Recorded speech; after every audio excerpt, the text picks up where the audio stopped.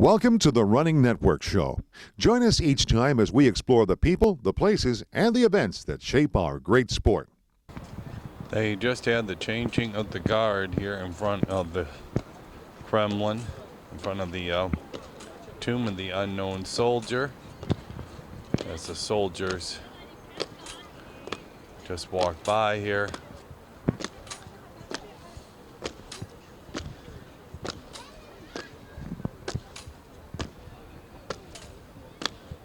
The course here, which is only 5K each way, 10K, is right along the river here. And you couldn't have a more beautiful setting. Be running a marathon, 4 loops, right in front of this river, 25 miles out here. You can't beat a more serene run than this. Of course, they're putting the hammer down at sub 5 minutes a mile. But it's gonna be it's a great day to be out here watching the marathon and even running. It's only about 65, 70 degrees. Absolutely beautiful day here in Moscow for everything.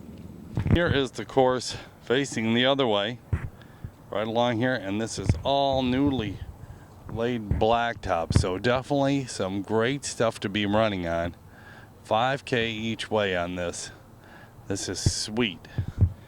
And just turn around there, and they do 4 loops, and then the 2.5K back into the stadium. Okay, well.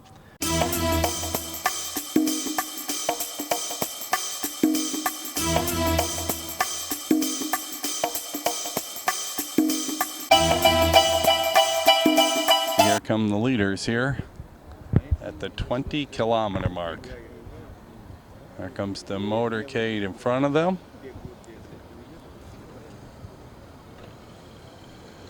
And of course the Toyota vehicle, they're 101 here at 20 kilometers. As they turn the corner, here comes the press truck.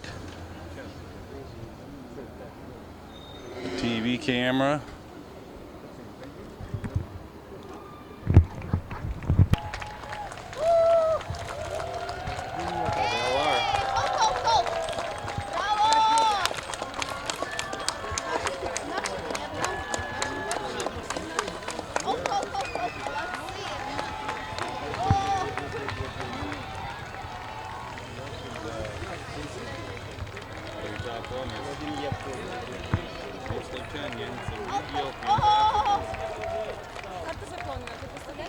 Our top guy, Jeffrey Eagleston, our top American guy right now. Mike Carrillo. That's our top 3 Americans just come by.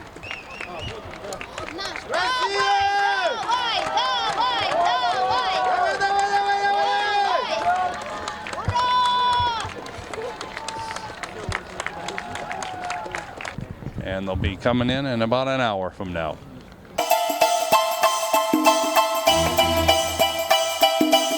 Men's marathon winner is getting ready to come in soon here. As people are cheering. You can hear the cheers here inside the stadium. Way over on the other side, you could see him running there. Kipchot from, there he is, circling around the outside the stadium. Kipchot from Kenya. Uganda. Oh, Uganda. Kipchot from Uganda. He's the London 2012 Olympic champion. London 2012 Olympic champion. And here he comes in.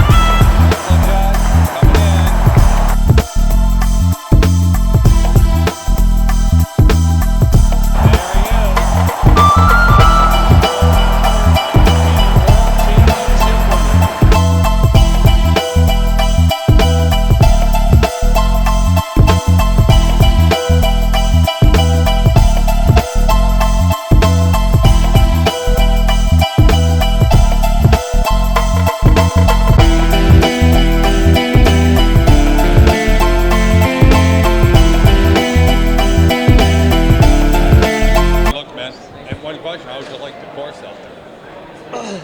They had brand new asphalt. What'd you think about that? I thought it was a good course, but you know the marathon is so long, and when you're doing loops, it's demoralizing because you do one loop and then you do two loops and then you still have a third loop, and then you start feeling really tired in the third loop, which you're around 18 miles, which is 30K, and then you still look at the kilometer markers and you still know that you still have one more lap left. So, but other than that, it was good. I mean, there wasn't that many turns. There was only 2 major turns. So I think it was a good course overall. And more than anything, it was a spectacular course for the spectators, you know? Yeah. Yeah. Well, hey, congratulations and good luck, and hope to see you in the future. All right, thanks. Awesome.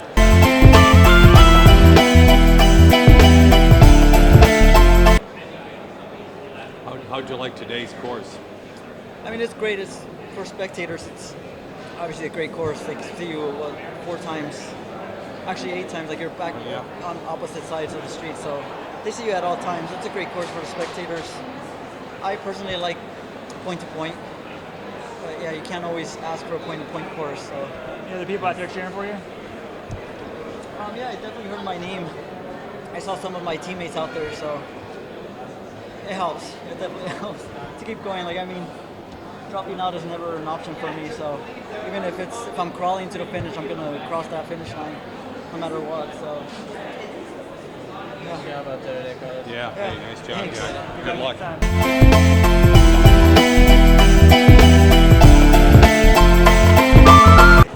Jeffrey Eagleston. Cramping or- Yeah. I think in like the final 100 meters, I was really putting it on, and like I suddenly started feeling it in my calves, my feet. I think I was just like I lost so many electrolytes out there, and so yeah, I was really holding it together. And then when I stopped, I was just like, oh. But I think that's pretty normal. I don't know. 13th? 13th, yeah. Pretty pleased with that? Yeah, very happy. Goal was top 15, top 20.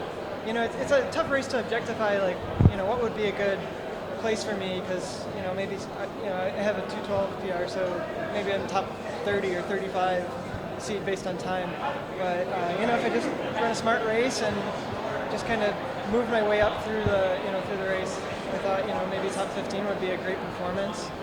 And, you know, the other big goal is to just get in through the first 2 10K laps as comfortable as possible, and, you know, just being really patient. So in the final, you know, from 30 to 40K, I could really move up and try to take advantage of any of the casualties from the front. And So, your half splits were almost even, and a little bit slower second half. But yeah, you probably, except for the winner and maybe second or third place, you're probably the only guy really to do that. yeah. It must have felt good the whole way.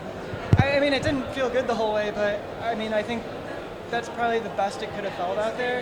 It definitely could have felt a lot worse if I went out in 105. I mean, I don't know what I would have come back in.